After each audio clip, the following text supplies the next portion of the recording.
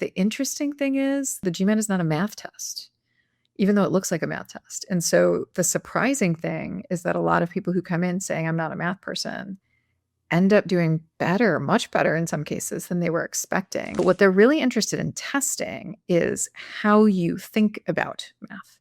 Can you think logically about math? I have this problem to solve. I could spend, 8 hours of my day getting the exact perfect solution. Or I could spend 20 minutes and get something that's 80%, and actually I only need to get to 60%, so 80% is more than good enough. We make those decisions literally every day, all day long at work. That's the mindset you need for this test. Hi, everybody. I'm Charles Bibelos, and welcome to the GMAT Ninja Podcast. Today, we're going to talk about people who identify as quant people or as non-math people, and we're going to talk about which type of person does better on the GMAT and why. Joining me for this conversation is Stacey Koprince, Director of Content and Curriculum at Manhattan Prep. I'm the Director of Content and Curriculum for Manhattan Prep, which does GMAT, GRE, and EA Prep, and I've been teaching the GMAT for more than 20 years. Stacey, would you consider yourself a math person? No. But your GMAT quant score is still good, right? Yeah, I've scored in the 99th percentile on the GMAT multiple times. Charles, how long have you been teaching GMAT? Since 2001. Are you a math person? Yes, I have a bachelor's degree in economics and half of a PhD in applied statistics, so you'd have to call me a math person. What do you struggle with most on the quant section? Like a lot of people who think we're really good at math, I tend to get sucked in. If I see a question that's hard for me and I can't see the answer right away, I might beat it into the ground for 5 minutes or 8 minutes, and I refuse to let it go. And when that happens, do you tend to get it right or wrong? I tend to get it right, but I'm not sure it's worth it. Okay, so just to set this up, so we kind of see two different kinds of people broadly who have an idea about who they are when it comes to math. So there are people who come in and say, I'm quant trained, I have a degree in economics or physics or engineering, I am a math person. And a lot of those people really struggle on the GMAT. Type number two, we see people who say, oh, no, I'm not a math person. I've never been a math person. I've never liked math. And they come in with the assumption that they will never do well on the GMAT.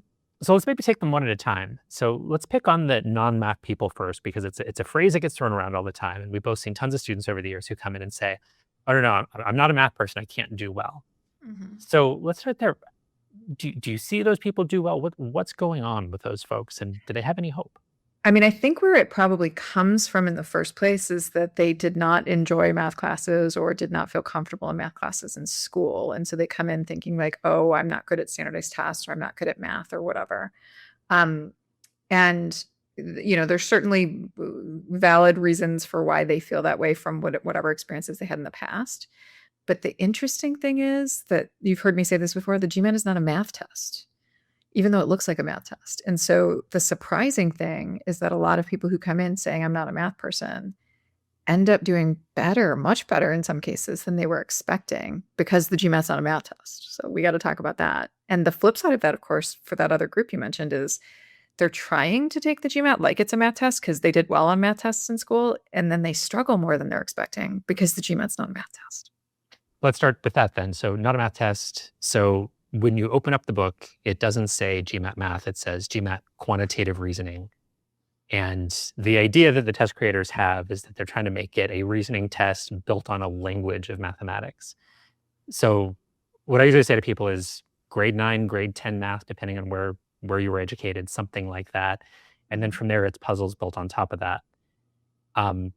So when you say not a math test, I assume that's what you're referring to, that it's kind of the feeling that you're doing puzzles built on that basic math. Yeah. It's not testing the math directly necessarily. Yeah. The way that I would think about it is, obviously you have to know some math to do this, because yes, they're using high school level or younger math as like the shared language to be able to talk about something, which is these quantitative concepts. But what they're really interested in testing is how you think about math. Can you think logically about math? So yes, there are some facts and rules and manipulations that you need to know how to do to be able to demonstrate that. But once you get those basics down, I'm going to call them, from there, it really is like, do you understand the concept? Can you use that? If you were sitting in a business meeting, a board meeting, whatever, and someone started talking about, hey, we need to do XYZ to turn around our sales this month, and here are some of the stats we're seeing, and what do we do? You're not going to whip out a piece of paper and start writing equations, right?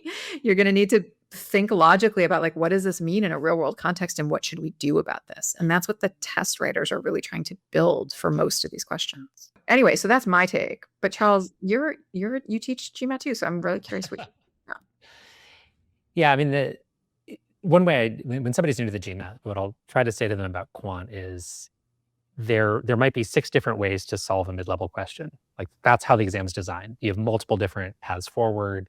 Why is the exam time pressured? It's because they want to reward you for finding the better solution paths. And the kind of math we typically did in university or in high school or in middle school was, hey, go do this piece of algebra and go regurgitate this piece of geometry or whatever. And typically, again, some differences depending on the system, you are expected to do the exact path that you were taught for every single question. And that's most of what you do in math classes. And then you get to the GMAT and it is designed to reward you for finding a better path. And sometimes that better path is the less mathy path. So there might be a path that is 8 lines of algebra, and there might be another one that's 3 lines of algebra, and there might be another one where you kind of, I don't know, kind of stroke your beard and go, if you have one, and go, well, I mean, or you like this logically out, or you estimate or something like that. Yeah. So the GMAT rewards the business approach, which is the quick and dirty approach. It's not the textbook approach. Did you have this in high school where what you were describing, you had to show your work? It wasn't enough to just get the right answer. You had to show your work, and every step of your work had to be the right steps, or you didn't get full credit for that question, right? Yes. Nobody is ever checking your work. They do not care how you got to answer B. They just care whether you got to the right answer. It does not matter. It's a totally different mindset. So I might argue that what the GMAT's going after in part is it's a type of guile, right? And it comes in a lot of forms. It's how do you use your time? So it's having that awareness to say, well, this idea that I have for how to solve this problem, it's going to be a mess. So let me think of something else. Oh, wait a minute. They gave me answer choices that I can kind of mess around with and eliminate a couple. They don't always do that, but it does happen, right? Maybe I can use logic instead of arithmetic, whatever it might be. But that ability to have guile and just say, I'm going to solve this problem however I can solve this problem, that's what gets rewarded. Now, the non-math people, the people that have come to us over the years and said, hey, I'm not a math person. I really struggle on quant. Some of them take that further and go, well, GMAT quant's not for me. I'm not a math person. I think 2 things are true. One is that in a lot of cases, those are the people who really do have a natural guile. They have often worked successfully in business environments. And when it comes to doing things in a quick and dirty, real world way, finding whatever tool they can possibly come up with to figure something out, sometimes they're really good at that, whether it's natural or in part because they're not math people, quote unquote. The other fact is that I think a lot of those people, that idea that they're not a math person gets in the way. So I don't know if we want to pick on that first one first. Like, is this idea of guile, flexibility, whatever you want to call it? I'm going to call it business thinking like a business person. Do all business people think with guile when it comes to? I wouldn't call it guile, right? Like I would just call it like if you're at your desk today and you're like, okay, I have this problem to solve. I could spend 8 hours of my day getting the exact perfect solution. Or I could spend 20 minutes and get something that's 80%, and actually I only need to get to 60%, so 80% is more than good enough. We make those decisions literally every day, all day long at work. That's the mindset you need for this test. Okay, so continue to pick on the non-math people. The struggle I see, again, this is self-proclaimed non-math people. It's the people who come with us and they're expressing these beliefs. I see a lot of them having that natural ability to be flexible, engage in business thinking, flexible thinking, whatever we want to call it. The ability is in there. And when we give them maybe very difficult problems based on a piece of math that they're comfortable with, whatever that piece of math might be, but the layers of thinking and logic you need for it are actually challenging for most people. Yeah. Sometimes they do great on those. And that idea that's in their head, I'm not a math person, prevents them from using that flexibility, that business thinking, that guile, because they're sitting there going, well, but there's something lurking. There's a formula I don't know. There's something I didn't learn in high school and I'm terrible at this. And they don't let their brain roam free in the ways that they could. I don't know if that's the same thing you see when you teach folks. I fully agree with what you're saying. Full disclosure, I would put myself in this category. I'm not a math person, as opposed to putting myself in the category of a math person. Now, I'm sort of halfway in between, because when I took math classes in high school, I did get A's in my classes. I worked really hard. I memorized all the stuff. As soon as the test was over, I promptly forgot it. When I take the test, I've taken the GMAT many times. I've scored in the 99th percentile many times.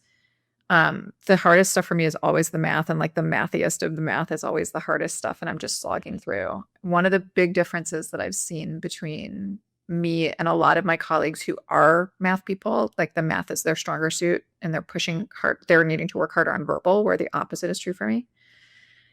If you get something that's super hard, they can like brute force it. So they can go and use the old textbook ways, and they can actually do it and do it accurately and do it fast enough to get there. And if I tried to do it that way, I would be hopelessly lost. And so this is why I say, ultimately, I come down on the side of I am not a math person, because if you give me half an hour, I can maybe do it that way and probably mess it up 3 times before I get to the right answer. Did you always have the confidence to fight your way through problems, though? I mean, obviously you're an elite standardized test taker. Otherwise, we're not here talking about this.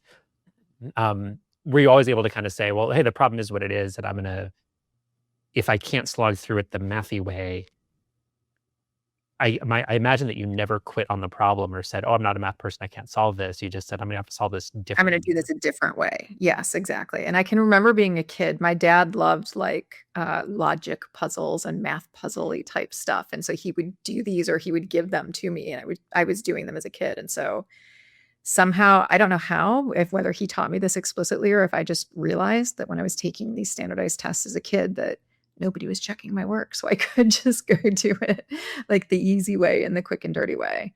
And so for me, I was lucky enough to have that, to have him instilling that in me, that like mindset in me from a young age, where I was able to do it. If not, I wouldn't be in the career I think that I'm in right now. So what has worked for you? So elite natural test taker, I think you're saying you've had to work at the math part to some degree. Oh yeah. Over the course of your long career doing test prep. I still have to work at it even now. I think that's awesome. It's probably part of what makes you a great teacher of this stuff is most people struggle to some degree on it. It sounds like what made you an elite test taker is it's the combination of the flexibility, the guile, the business thinking, the willingness to do it differently, along with the confidence to do that, and good enough math foundations. Like obviously now your math foundations are going to be elite. You've been teaching this for 20 plus years. So for people listening who go, hey, I'm not a math person, I think here's my hunch. And this is, I think, what I've seen teaching as well. I think what we're trying to do is, if there's somebody who says, I am not a math person, I have limited math training, I think what we're trying to do is, yes, bring that level up to some baseline that's reasonable. I need you to know how to deal with whatever, exponents. I need you to know how to translate a word problem. I mean, all those basics, fractions, sure, it's there. Okay, maybe there's some bringing up to some reasonable level of math vocabulary. Great, usually very doable for people who are dedicated. So that's part one. Part two, if that kind of native flexibility and guile is there, helping the person to understand that that is really what the test is about once they have the basics under there, and that if you come up with some kooky way of doing it, that's not a flaw, that's a strength. And I think the third thing, and I think this is the hardest, can we work to turn off that part of somebody's brain that says, I'm not a math person, because it doesn't help. Yeah. For you, like, did you never really have that voice causing trouble? Did you find a way to silence it? And when you work with students, do you find ways to silence it? So for me personally, I think that I probably did have that at some point, but it was young enough that I don't remember, because again, my dad was kind of doing all these puzzles and got me into them when I was a kid. And so, yeah, that was happening. But you're absolutely right that I see this all the time with my students. It's the confidence gap. It's performance anxiety, right? Where you get into your own head, you second guess yourself. And then when that's happening, it's really, really hard to concentrate on the problem that's in front of you and being able to solve it. Part of this is, I think, essentially giving permission to somebody. So us as teachers, as experts, saying to somebody like, you have permission to do it this way. Nobody's checking your work. Nobody's going to care. All they'll know is whatever answer you selected in the end, so that it truly doesn't matter. You really can do whatever you want. That's part of it. I do think that there are also more formal things that somebody can do for people who are, a lot of people have performance anxiety around standardized tests. I would say a majority of people have performance anxiety around tests. 100%. And there are things that you can do around mindfulness, for example, or other things that help you to, that I think the way, I'm not an expert by any means, but I think the way that mindfulness talks about it is like intrusive thoughts. You're trying to focus on this problem, but your brain's going, you can't do this, or it's thinking about 3 problems ago or whatever. It's just interrupting you from being able to concentrate on what you're doing right now. And so doing some mindfulness practice basically can help you to learn mechanisms. It's like learning how to do an algebra equation. It's just learning a mechanism for redirecting your brain back to what you want it to be focused on right now. And that's thinking of the I am not a math person as an intrusive thought as you're there on test day. Yeah. Or any of those related anxieties. Yeah, exactly. Do you think there's, and then we want to get to the math people, because I think there's some good analogies for what goes wrong for people who say, I am a math person and they still struggle. Last thing I'd like to touch on with the non-math people, self-proclaimed non-math people. Do you think there are ways to not only limit the intrusive thoughts during the exam, right, but to get people to fundamentally change that belief about themselves? And the answer to that, obviously, yes, of course, you can change any belief about yourself. But in this kind of narrow time frame, so when we work with students, we get a couple months with them typically. People don't want to spend years studying for this silly exam. They shouldn't have to. Mm-hmm. Is there anything that you've experienced where you're able to really get through to somebody, and not only are those thoughts not causing trouble by intruding on test day, but the fundamental self-belief has changed? And what would you like to see people do more of, or how would you like people to change their thinking so that goes away?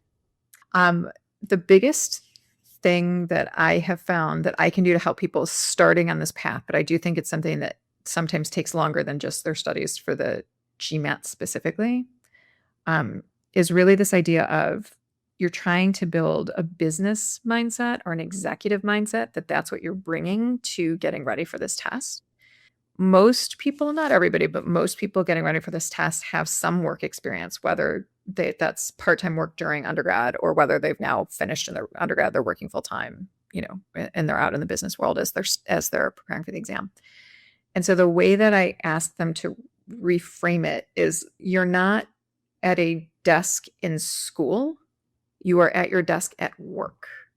Someone's in the old world knocking on your door, someone's IMing you, like whatever, right? And the way I think of it is like every question that pops up is a new person pinging you saying, hey, can you blah, blah, blah? Can you do X for me? And your immediate response, unless this is like you're, the CEO of your company, your immediate response is not, no, yes, whatever it is, yes, I can do it. Your immediate response is, well, what is it? How much time is it going to take? When do you need it? Right? Like you have questions. Can I shortcut this somehow? Like how can I get you what you need without blowing up my day, basically? So each one of these is a request from somebody who's a coworker. You want to be nice. You want to be helpful if you can, but you're going to find the way to get them what they need with the minimal investment or let's call it appropriate investment from you. But you're not going to give them 3 times as much investment, because then that's going to blow up the other requests and the things that you actually have to get done today. So really getting into this, like, I'm at work, these are business decisions that I'm making. That I think goes a long way towards helping people internalize what I was talking about earlier about having permission to approach the test this way. It's not, oh, it's school and I have to do everything and do it 100% right and blah, blah, blah. It's, okay, I've got 18 things to do. I've got a triage.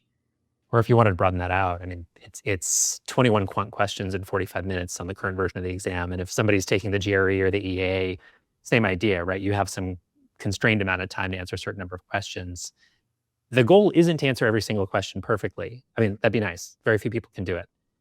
If you can do it, you probably shouldn't be listening to a GMAT podcast. You should be teaching GMAT, right? Like it's really hard to. How if you figure that out? Sorry? I said, could you let me know how, if anybody's listening and knows how to answer 21 questions to the best of your ability in 45 minutes on the quant section, I want to hear from you because I can't do it. Comfortably and flawlessly. It's really hard. It's an adaptive test. As it gets harder, it's tougher and tougher to get through the questions quickly. So again, some people out there can do it. Great. If you're one of those, wonderful, but that's very rare. It's a tiny, tiny proportion of the population. For everybody else, what are you really being asked to do? You're being asked to allocate those 45 minutes as wisely as you can and to get as many questions right as you can, essentially. In that, And without making what I'm going to call dumb mistakes, careless mistakes, right? If you're at your job today and you do 8 really hard things flawlessly, but then you make 2 really dumb, careless mistakes, what do you think your boss is going to focus on? that's a good analogy, Stacey. Yeah, that's fair. And so it's don't make the dumb mistakes, adaptive test, it crushes you.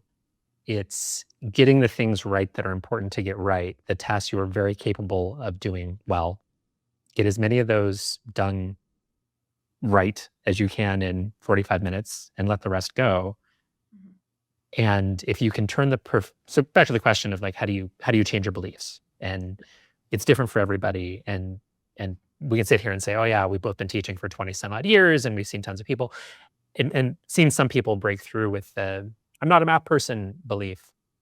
I think I've seen a lot of different variants of what it is that helps them get over that.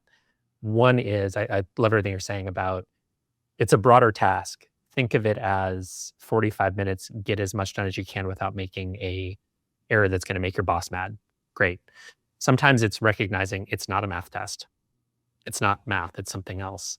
It's saying a unconventional solution is just as good, might be better than the conventional solution. And just because you're not doing math doesn't mean that you aren't succeeding at the task. You might be doing better than somebody else. Sometimes I find that people really break through on the mindset just when they see good results and go, I never thought I'd get to let's say an 80 in quant. And once they see it, they go, maybe I don't suck.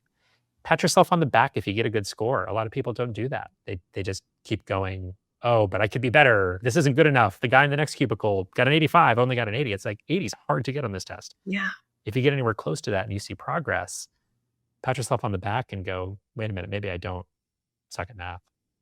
Oh, you reminded me when you were talking about that, about something else so sometimes I'll get students who they hear me and they're like, yes, I know what you're saying, but I can't trust myself enough to do it. And I'm like, okay, you're going to take a practice test. It's just a practice test. It doesn't count. You don't even have to ever share the results with anybody, including me. But I want you to take a practice test and just do what I'm talking about, even if as uncomfortable as you feel and whatever, just do it. Where I don't want you to use like textbook math at all. Like I just want you to find whatever, it doesn't matter, just do it. If I get somebody who's really stubborn and I'm like, I know that they have the underlying skills to score higher than what I'm seeing in the test, but it's really just that mental blocker that's not letting them do those things during the test, I'll ask them to do that just to be like, it's a practice test, who cares, it doesn't matter, just try it and see what happens. And that can sometimes get a breakthrough too from somebody who's just, that again, that performance anxiety is so strong, it's just hard to break through sometimes. Okay, let's pick on the other side of the coin. So we can sit here and say, hey, I'm not a math person. Well, it's not a math test. You can break through, it's challenging, you can do it. What I actually see more of now, proportionally, are people who come from quant backgrounds and they go, and honestly, some of these people are better at math than I am. Oh, superstars. Yeah. It's like, hey, you've got a degree in, I had a student years ago, he I think had 2 master's degrees, one in engineering. His dad was this famous physicist, and he had just been trained in math from birth, basically. And perfect posture. He was this guy that would, sit up very straight in his seat and give him a problem and be sitting there doing 12 lines of algebra. And very, very beautiful, beautiful work. You can follow everything. Yeah. And he was stuck on a score that was, we'll say around 50th percentile, and really struggled to break through. His math was better than mine. I mean, unambiguously, right? He's better at the math in the way we think, school math, right? He knows way more calculus than I do. I don't think I took a full year of calculus my entire schooling, including grad school. This guy had done years and years and years of calculus and more, and amazing. But he was taking the wrong test in his head. In his head, he was still doing math. And I kind of wish I'd recorded some of this. It was probably hilarious. This was, teaching somebody in person. He's sitting in my apartment in New York City. This is 15 years ago. And he's sitting there, perfect posture, line after line of algebra, looking very serious. After I give him a question, and I'd be just like slumped back in my seat, lazy American going, yeah, I see what you're doing, but I can just eyeball this and get to the answer because there's a lazy way. And he just refused to let himself think about it. Okay. More broadly, so these people who are like, hey, I'm quant trained, why do I suck? there's flexibility. Because what else do you see out of your students who are struggling? Everything you said super resonated with me. Basically, it worked for you in school. So why wouldn't you try to keep doing it the same way? Right? Like, of course, because it worked in school. And now you're sitting down to a test that looks really similar to the test that you took in school. And what I'm going to say here is the people who are building this test are building it specifically for business school. So this is for GMAT in particular, right? They're specifically building this for people who want to go to business school. It's not for people who want to go get an engineering degree. It's not for people who want to go get an advanced math or any kind of advanced STEM degree. It is for business school. So what they are testing is not, can you write 12 lines of perfect equations? They don't care. It's not something you're going to do in business school. It doesn't matter. What they are testing is your ability to comprehend the theory, comprehend the, what does this math actually mean from a practical perspective? And then can you apply that, think that, I'm going to call it like logical thinking about these math concepts, right? Can you apply that to the problems that they're sticking in front of you? And I'll also say they are explicitly testing. You mentioned the time frame earlier. It's roughly 2-ish minutes per question. They are also testing our business decision making. So it's not just, here's a bunch of questions and can you do the content of each question individually in a vacuum? It's, I'm going to give you more than you can do in this 45-minute block of time, because that's what, I don't know about you, but this is what my work is like all day long. There's always more to do at the end of the day. And they are actively putting us in a position to need to make those decisions that they're explicitly testing. Like executive reasoning is a formal learning science term that has meaning. Google it if you want to learn more about it. But it's literally ability to, make decisions and reasoned behavior and all of these things. And the test is actually testing this. So when they give us stuff where this is an adaptive test, it's going to get harder as you get harder questions. The questions don't get harder by making the math harder. There's no calculus on the test. There's no trigonometry on the test. The questions get harder because the intricacy of what they're asking you to do from a logical math standpoint ratchets up. And if you try to do brute force math on that, there's 1% of the population that can do that even as the difficulty level ratchets up. As those questions get harder and harder, like for me, I'm more likely to be using the quick and dirty ways the harder the question is. If the question's easy, fine, use the textbook way. It's pretty much a wash at that point if you do textbook or the quick and dirty way. But as it gets harder and harder, the textbook way, A, becomes way too long. Just there's so many steps and it's so complicated. And B, that opens up more avenues for mistakes. And C, if it's the kind of question that has numerical or non-data sufficiency, basically. So it's got the actual distracting answers and the answer choices. They will already know, if you do it the algebraic way, here are the 3 places where people make mistakes. They're going to solve for X instead of Y. They're going to add right here instead of subtracting right here, whatever. And they'll build those answers into the answer choices. So you'll do it the textbook way. You'll make one of the common math mistakes. You'll see the answer in the answer choices and think you got it right. And be all happy, merrily going on your way, and have no idea that you just fell into a trap and that they literally not only set the trap in the problem, but set it also by putting that wrong answer in the answer choices. Get yourself out of that mindset, because that way lies madness. One of the things I see from the math fundamentalist crowd, really well-trained math folks, is when you think about most exams you take in university, high school, it doesn't really matter which questions you get right and wrong. So 96% right, doesn't matter if those 4% were careless mistakes or the 4% were the hardest questions. You still got a 96. That's great. The GMAT's kind of the opposite. So what I see a lot of people doing who have really strong math training of some sort, quant training of some sort, is they're approaching it the same way they would approach that university exam in terms of their time management and their decisions. And they go, right, I need to get to those hard ones. I need to spend more time on the hard ones because they're hard. Makes sense outside of the GMAT. So you kind of rush to the easy ones. Great, I'm going to knock off the easy ones first. I'll get them done quickly, and then I'll focus the bulk of my time on the harder ones. Okay, well, what happens when you apply that same mindset to the GMAT? So you'll get stubborn on the harder ones, and it's an adaptive test. So if you are doing well, you will start to see harder questions unless you're making careless mistakes. So if they get to the hard ones, yeah, they're going to get really hard. And then you get stubborn, and it's really easy to spend 5 minutes on one question, 8 minutes on the next.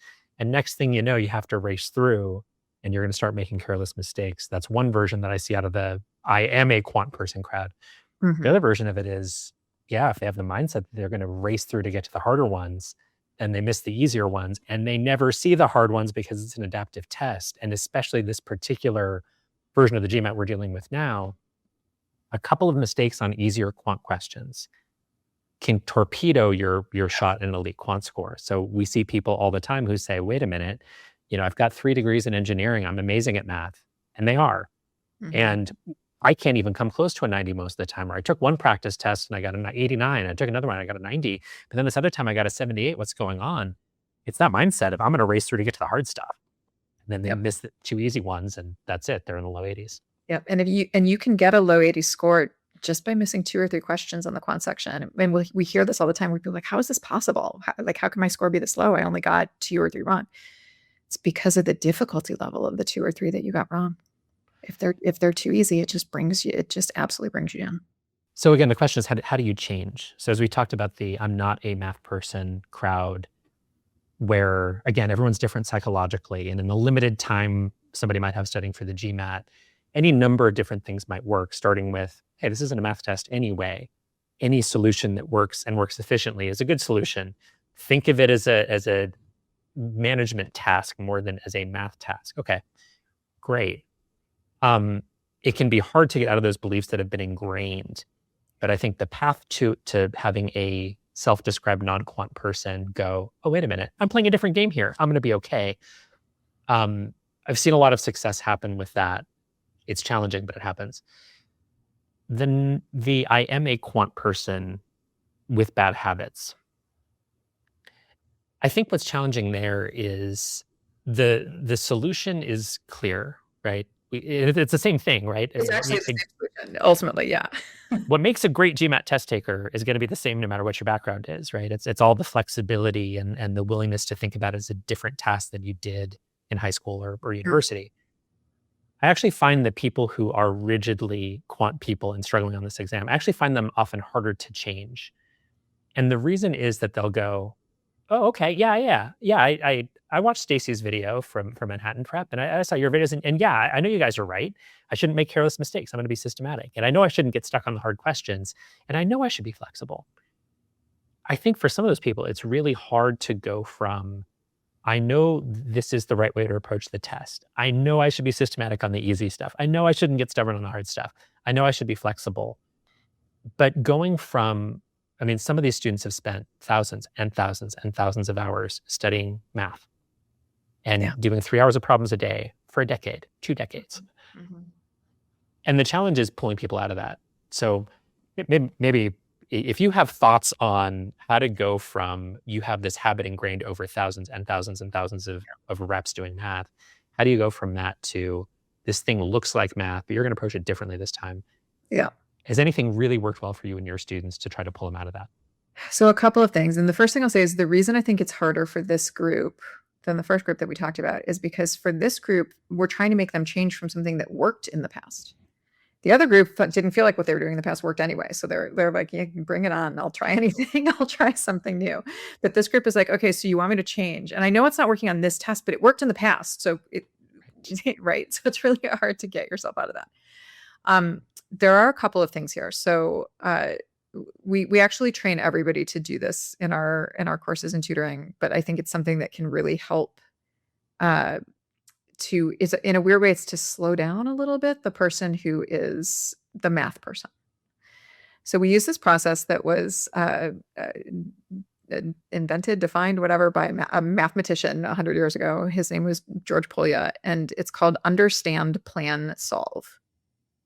UPS for short. The idea is basically that a new question pops up on the screen, and you can use this for anything. You don't immediately start solving. You first need to take 20, 30 seconds to make sure that you understand what's the problem telling you, what's the problem asking you, jotting down and, whatever you think is important. You also need to take a beat to plan. What are the different approaches that I could use on this one? There's almost always a textbook approach and a test. We call it test taking or strategic approach. There's always almost there's almost always at least one of each of those on math-based questions. So you pause for a beat and go, okay, so like consciously, okay, I could do this or I could do that. And now I'm going to make a decision about which one to do. One of the things that I see from people who are math people is that they're not doing those first two steps consciously at all because they've already got the textbook solution approach so ingrained. They're just going straight to step 3, solve. And then 2.5 minutes later, they're like, wait, this isn't working. What's going on? Now it's too late. So if we can get them to train to like invest a little bit of time up front in those 2 stages of understand and plan, it's a way to retrain your brain of like, what's the task that I'm doing here? And again, this dovetails really nicely with that executive reasoning thing I was talking about earlier, where like you're at your desk and someone asks you to do something. You don't just immediately do it. You ask a few questions first. You think about, okay, how could I do this? Or how much time do I want to spend doing this? Or can I do this today at all? So it's that equivalent of like this little bit of upfront investment. It will help you do 2 things. It will help you to recognize when you actually don't understand the question. So maybe you shouldn't be solving it. You can recognize that faster. It will help you to identify multiple possible solution paths consciously so that you can make a good choice about which way to do it. Or to make you realize I actually don't have a good plan at all. And again, I should just get out and guess right now. And if you make it successfully through those first 2 stages, it's going to streamline the solution process because you actually have now consciously thought like, okay, given the information they gave me, this is the best approach. This is what I'm going to do. It's funny to hear you describe that process. Like we put it in different language where we say, read the question twice before you do anything at all. Plot your path, decide what you're going to do before you do it. Same idea, just different language for it. Mm-hmm. Now that I'm thinking about it, and by the way, I have a degree in economics and very much liked math as a kid. And when I think about some of my university economics tests, I wasn't the most diligent student in undergrad for what it's worth, but I remember taking these exams and answering questions before I really understood them because you could. A lot of them were pattern recognition. Yeah. Hey, this looks like just like the things that were on the practice exam, so I'll just do it. I remember taking a statistics exam and I understood nothing of what I was doing. It was all just things I had seen before, so I answered. And you had memorized the steps, right? Basically, yeah. And it doesn't work for the GMAT. It worked great on that not very well written statistics exam, but it doesn't work on the GMAT. And so maybe step 1 is recognizing that what worked before doesn't necessarily work here. And I think we run into a lot of students who have magnificent quant skills who are kind of in denial about it. They go, but I'm great at math. I have math training. Why am I bad at this? It's like, well, you're not bad at math. That's not what this is telling you. You are bad at the task you're being asked to do. And some of them, it's slowing down. Sometimes when we tell people to slow down, they start going too slow and they start wasting time. Sometimes when we tell them to go slow, it really helps. I think bottom line is just to say, don't do stuff until you know exactly what it's doing and whether you have a better alternative. And that's a hard habit to develop. Yeah, it definitely takes time. It definitely takes practice. And I'll say too, like, it depends on what your goal score is. If you've got a quant background and your goal score is, 70th, 75th percentile or something like that, you might be fine. You might very well be able to do what you're used to doing and get that score. If you're going for a highly competitive program and you're looking for a 90th plus percentile score, you're likely to need to make at least some changes to get there. I will also just mention as a carrot versus stick method. The carrot is that this is what business school is going to be like. Business school is not about, again, like whipping out. Yes, you're sometimes going to be using Excel. Yes, you're going to yes, there's more formal quantitative things that need to happen in business school as well. But a much larger percentage of the time, both in B school and in a business career, it's not about the brute force quant stuff. It's about, can you actually connect whatever stats you're seeing or whatever numbers you've got from whatever's going on at work today to real world practical decisions and consequences. It's math intuition and decisions made based on that. It's not the ability. We have computers. And if the computer can't do it, we can hire plenty of people who can do math. That's not what it is for. Exactly. All right. With that, any final wisecracks, Stacey? You just made me think of something else that I thought earlier but didn't say, but I think is also an important step for people who do feel like they're math people to try to make this transition. So we'll start to show people, once we identify that this is the category that they're in, and we start to show them, okay, well, here's how you can do a quick and dirty approach. Here's how you can estimate. Here's how you can work backwards from the answer choices or test cases or whatever. a lot of times the next mistake they'll make as they start to learn these strategies is that they will only use them. They will only practice them on the hardest of the questions. They'll still fall back on using their textbook math skills on the easier questions, and then only do the hard ones using the new techniques. But then they'll struggle with the new techniques because they're only trying them on hard questions. And this would be like the equivalent of learning to do quadratic equations before you've learned like basic equations. You're doing it in the wrong order. And so the other thing I'll say there is if you identify with this category of like, okay, I'm a math person and why isn't it working? And how do I make this switch to using these other methods of solving the problems? You do actually need to start doing them on easier problems, trying these techniques on problems where you feel totally comfortable using the textbook math approach.